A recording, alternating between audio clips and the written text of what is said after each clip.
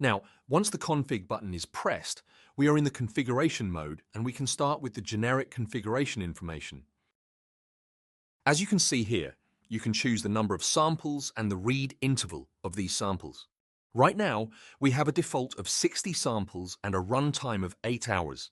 The rest of the oven settings are low limit oven temperature, which we set to 1 degree Celsius and a maximum temperature of 180 degrees. In the event your test oven goes above 175 degrees, it will trigger an alarm. On the right-hand side, we have the bias power supply settings. Here is the fixed bias voltage. The default right now is 10 volts, but you can always change it to 200 volts. If you choose to do an IV sweep, you can enter 10 volts up to 200 volts. The sweep increment is set to 4 volts per step, and you start at 1 volt. In case you want to use the button Auto Pause Enable, you'll need to do the following configuration. You'll have to press the button Fit Enable and then press the button Auto Pause Enable to make sure that the function is going to work. In this case here, you're going to choose your Run Auto Pause duration, so on the power up, the system is going to run, in this case, 20 minutes. Then you have an Run Auto Resume duration.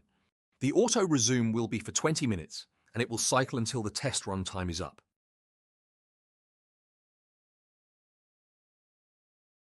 In this case, though, it's obligatory to change your reading interval because your duration is only 20 minutes, and then you have a pause to 1 minute.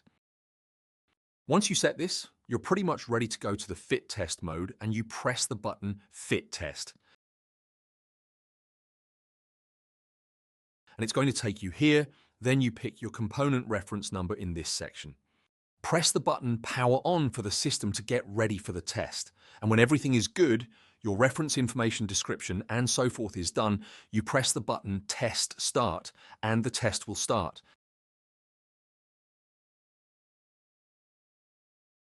As you can see, the numbers will start appearing and reading the information. I'm going to cancel the test now.